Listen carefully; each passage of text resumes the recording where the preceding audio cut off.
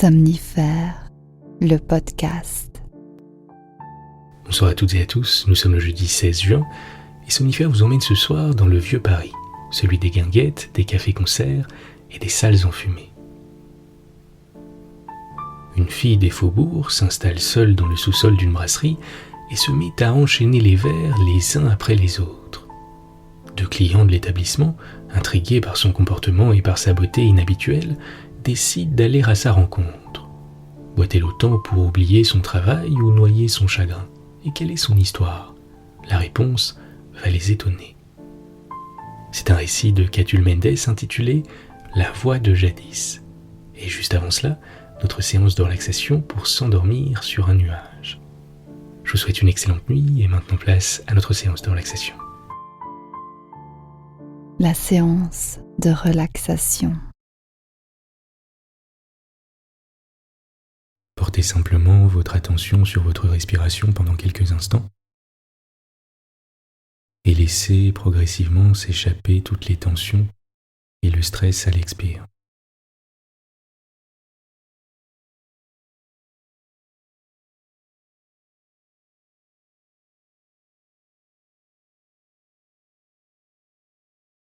Si des pensées parasites vous viennent à l'esprit, laissez-les passer sans jugement et recentrez votre attention sur votre respiration.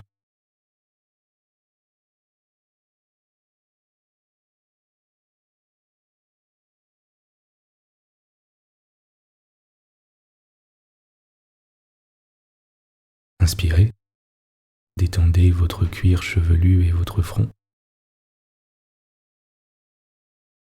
Expirez, laissez la quiétude s'installer.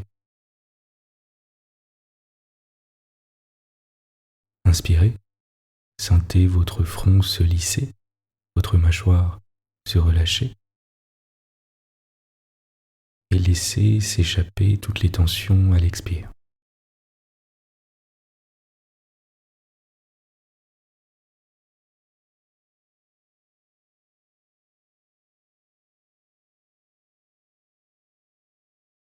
Inspirez, sentez votre cou et vos épaules se détendre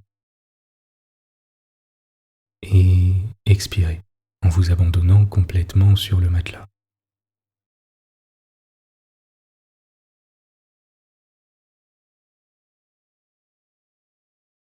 Inspirez, sentez la relaxation se propager au niveau de vos bras et de vos mains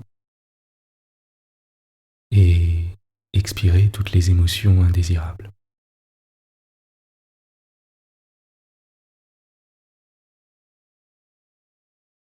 Inspirez, sentez la détente traverser votre dos et votre ventre et expirez en vous enfonçant encore un peu plus dans le matelas.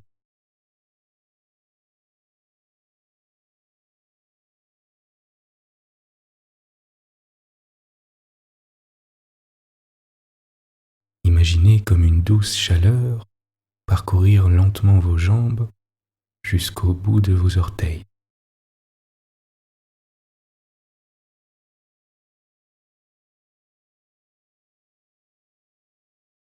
Continuez de sentir la détente s'installer davantage à chaque expire.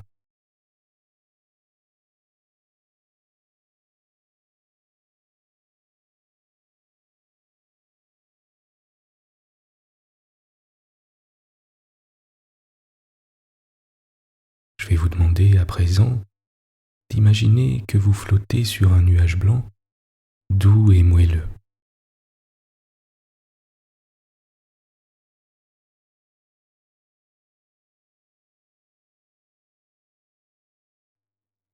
Sentez votre matelas se transformer doucement en nuage sur lequel vous vous abandonnez de tout votre poids.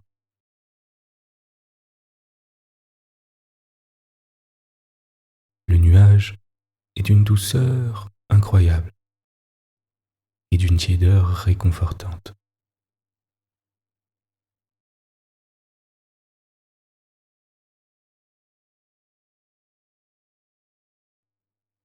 Vous flottez et dérivez lentement sur ce nuage qui soutient tout votre corps et vous promène lentement.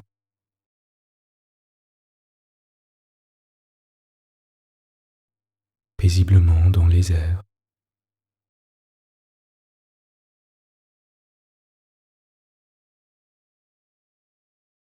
Sentez les appuis de votre corps avec le nuage.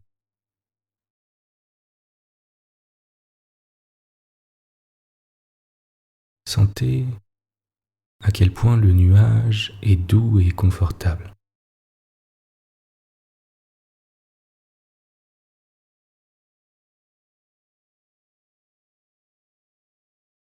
Notez comme la température de votre nuage est optimale.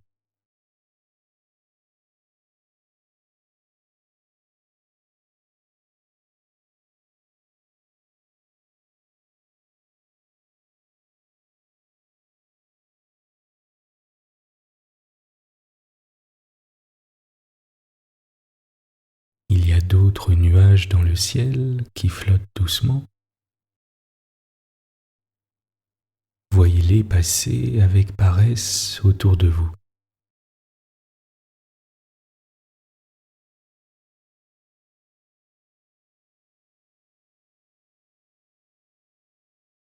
Votre nuage peut flotter où vous le souhaitez.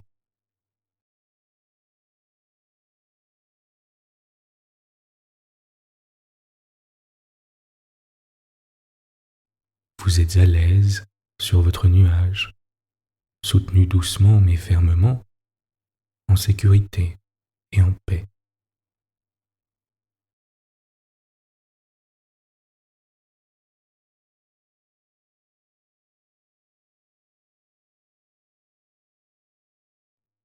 Observez autour de vous et voyez comme il semble y avoir d'autres personnes au loin, confortablement installées sur leur propre nuage.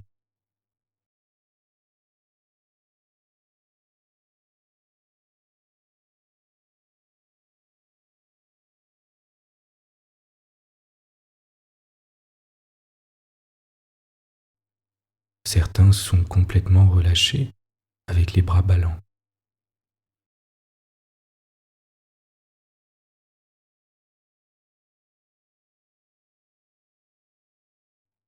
D'autres semblent profiter de ce moment de détente.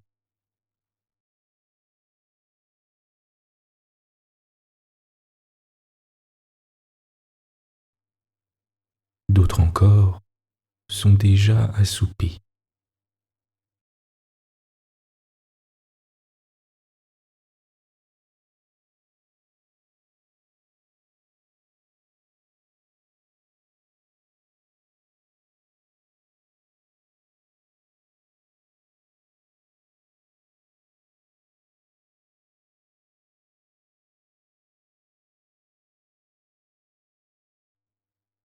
De là où vous êtes, vous pouvez voir l'horizon à 360 degrés.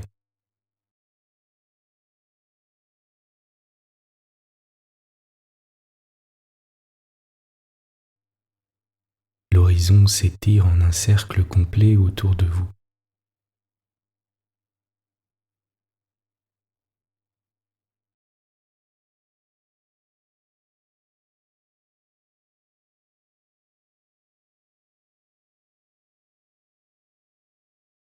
Remarquez au loin comme les collines apparaissent légèrement brumeuses.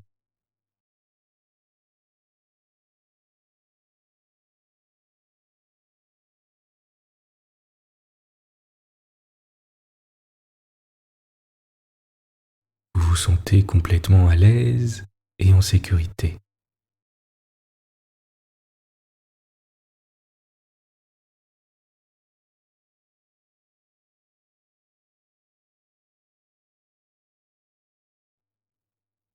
Laissez-vous bercer tranquillement par les mouvements de votre nuage.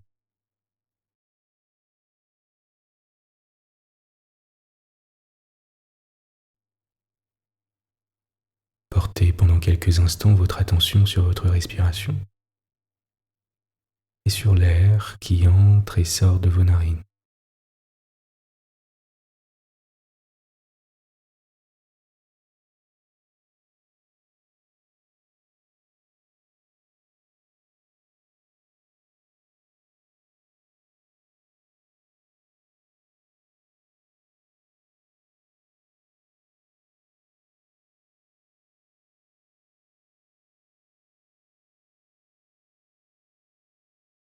Sentez la détente s'installer davantage à chaque expire.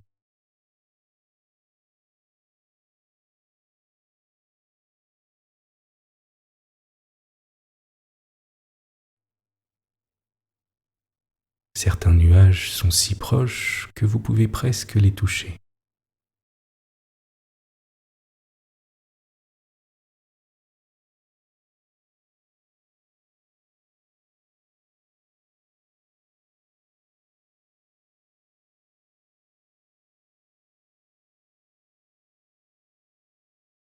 Continuez de flotter sur votre nuage, de dériver lentement, de monter encore plus haut si vous le souhaitez.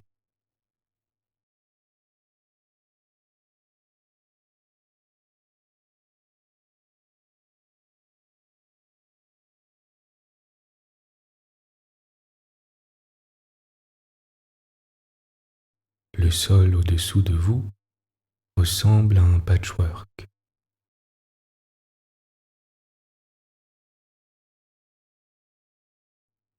L'herbe verte,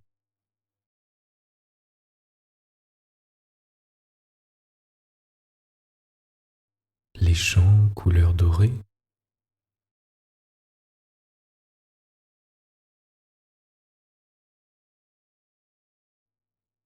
de grandes étendues bleues qui semblent être les mers et les océans.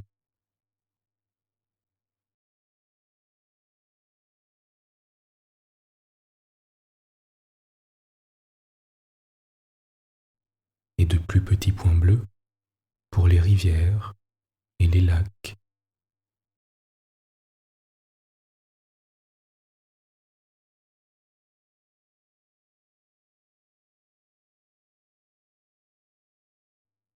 Imaginez la sensation que cela vous procurerait.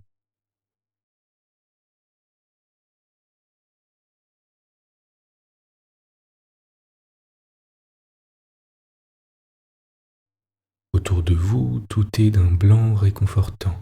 Tout semble vibrant et confortable.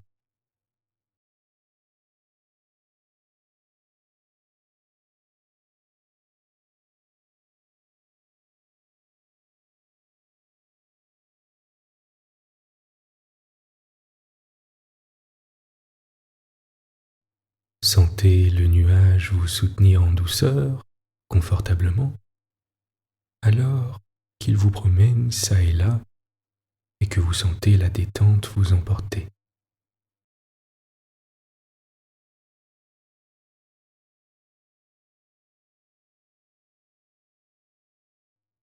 Peut-être aimeriez-vous dériver le long des côtes en regardant les vagues s'écraser sur le rivage.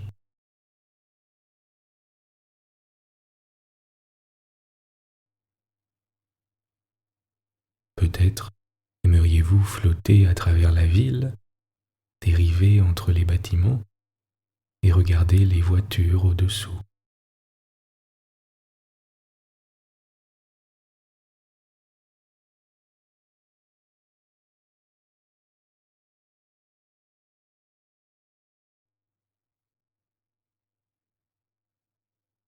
Peut-être souhaitez-vous admirer les forêts ou les déserts.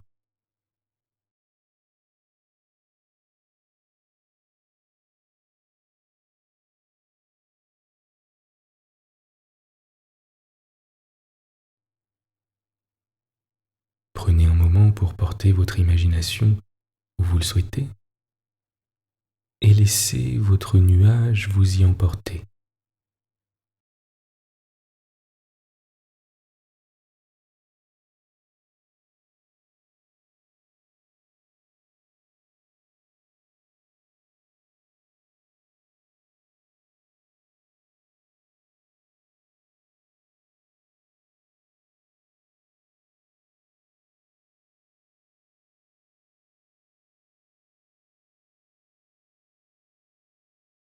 Vous êtes calme et détendu. L'histoire du soir. Catulle Mendes, la voix de jadis. c'était dans le sous-sol d'une de ces sales brasseries où la police tolère que l'on boive encore après que tous les cafés sont fermés. À des tables de bois, sous la poussière jaune du gaz, s'accoudaient les lassitudes saoules des rôdeuses nocturnes qui avaient fini leur besogne et de quelques hommes qui les avaient attendus tout le soir. Elles fardaient, eux très blêmes et rasés de près comme des cabotins. Comme nous allions sortir, écœurés de notre curiosité satisfaite. « Regarde, » me dit mon compagnon. Il me désignait, seule assise au fond de la salle, une femme très grande, très grasse, dont les cheveux roux en touffe bouffaient hors d'une toque à plumes. Plus lasse que vieille, et la gorge tombant dans la soie du corsage, elle avait dû être belle. Elle l'était encore par la blancheur laiteuse de sa peau, par ses larges yeux noirs, profonds, fixes, où l'hébétude s'animait quelquefois d'un reste de pensée. Une fille certainement comme ses voisines. On voyait de la crotte de trottoir au bas de son jupon à la semelle de ses bottines. Mais énorme et pesamment assise avec l'air d'une colossale idole, elle semblait, cette créature, le type exagéré, la personnification presque grandiose de toute une espèce. Étonnés, nous approchâmes. D'une voix enrouée, très forte, qui domina tout le chuchotement des conversations à voix basse, elle nous demanda de lui payer à boire. Elle se fit servir 4 verres de genièvre qu'elle versa dans sa chope où restait de la bière et vida la chope d'un seul trait. Puis elle se mit à chanter le refrain d'une chanson de café-concert. Ce fut un râle rauque, gras, avec des traînements faubouriens, un geignement étranglé d'ivrogne. « À la bonne heure, » dit-elle en éclatant de rire. Puis familière, elle nous parla. Il n'y en a pas une pour boire autant que moi. Une bouteille d'eau-de-vie, après 12 bocs, ne me fait pas peur. Et je ne me grise jamais. Je connais des femmes qu'on ramasse tous les soirs, ivres au coin des rues. Moi, je marche plus droit quand je sors de chez le marchand de poivre. La boisson, ça me leste. Mais il ne faut pas croire que je boive pour mon plaisir. Ah ben oui, je n'aime pas la bière, ni l'absinthe, ni le rogum.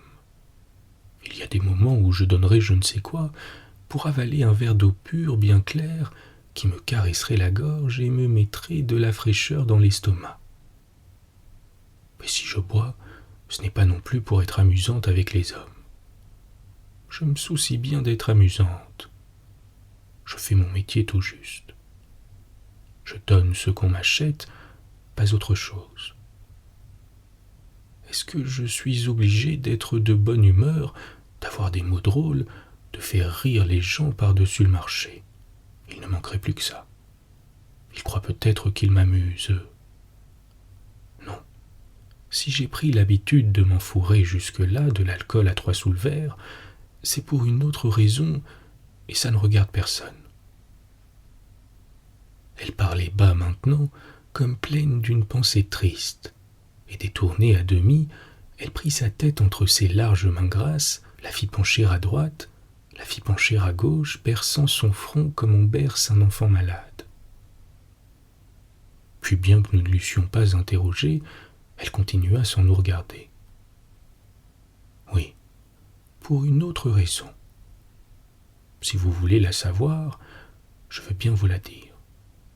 Il faut que je vous explique une chose. Ce n'est pas gai tous les jours, ni toutes les nuits, la vie que je mène. Patauger dans la boue de 9h du soir à 2h du matin, parler aux gens qui rentrent chez eux, être rudoyé de coups de coude quand les passants sont de mauvaise humeur, retirer son corset dans une chambre d'hôtel garnie où il n'y a pas toujours de feu, redescendre l'escalier, recommencer la promenade sous la pluie, ce sont des amusements dont je me passerai bien. Dans les commencements surtout, c'était dur. Au moment d'aller sur le boulevard, j'avais des envies de sortir par la fenêtre. Mais quoi? Que voulez-vous? Il fallait manger, n'est-ce pas? et je vous demande un peu si j'aurais trouvé du travail ailleurs que dans l'atelier des 4 vents. Quand on est tombé où je suis, plus moyen de s'en tirer. C'est une glu qui tient ferme la crotte du ruisseau. Enfin, peu à peu, je me suis habitué. Tous les métiers ont quelque chose de désagréable. À présent, je suis fait au mien. Si on me donnait des rentes, si on me mettait dans mes meubles, si je n'étais plus obligé de descendre dans la rue, je ne saurais peut-être pas à quoi passer le temps. Ça me manquerait de ne pas être mouillé par la pluie, sali par la boue, battu par le vent, bousculé par les hommes. Bref, je vous dis que j'ai pris mon parti. Et puisque c'est comme ça, tant pis, voilà, c'est comme ça. Seulement, il y a une chose à laquelle je n'ai jamais pu m'habituer. Pour que les gens fassent attention à vous le soir, il faut leur parler, n'est-ce pas? Eh bien, chaque fois que je parle à quelqu'un en le tirant par le bras, les mots que nous disons, vous les savez bien, je ne puis pas m'empêcher, c'est plus fort que moi, d'avoir le cœur serré, affreusement, comme si j'allais mourir. Et j'ai toutes les peines du monde à ne pas pleurer toutes les larmes de mon corps. Ce n'est pas à cause des paroles que je dis, non, ni à cause de la honte de faire ce que je fais. Je ne suis pas si bête, bien sûr. Mais c'est à cause de ma voix que j'entends. Quand je me suis bien reposé, quand j'ai dormi toute la journée, ma voix n'est pas rauque et grasse. Je l'entends très douce, au contraire, très pure comme elle était autrefois, du temps que j'étais gamine, chez nous, à la campagne. Elle me tue, cette voix-là. Je la reconnais, elle me rappelle les choses qu'elle disait. Je me souviens de la maison du père et de la mère, et des petites sœurs qui ne sont pas venues à Paris, elles, et qui se sont mariées au pays. Elle me fait penser aussi au rendez-vous que j'avais derrière la haie avec le fils du forgeron, un beau gars qui m'embrassait à plein bras, me baisait bruyamment la bouche, et qui m'aimait, pour sûr, et que j'aimais aussi. Ça me rend folle de demander « Vous ne montez pas chez moi, bel homme ?» avec la voix qui disait à ma mère « Bonjour maman », avec la voix qui disait à mon amoureux que je ne le quitterai jamais. J'essaye de parler bas pour ne pas m'entendre, ou de rire aux éclats tout en parlant. Ça ne sert à rien. Je la reconnais toujours, la voix d'autrefois, et je me cache la tête entre les mains, et je ne prononce plus un mot, et je m'en vais avec la peur d'être suivi, d'être obligé de répondre à l'homme qui me suivrait. Dans un sanglot, ses grands yeux pleins de larmes, la triste fille se tut. Autour de nous, on ne prenait point garde à ce désespoir. Sans doute, on pensait qu'elle était ivre. Elle ajouta lentement. Voilà pourquoi je bois autant que je puis. L'absinthe en roue, le genièvre aussi.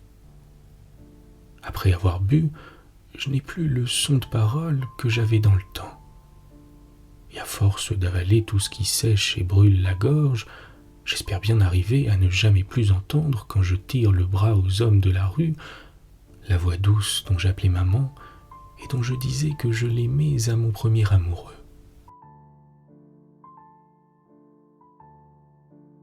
Bonne nuit. Bonne nuit.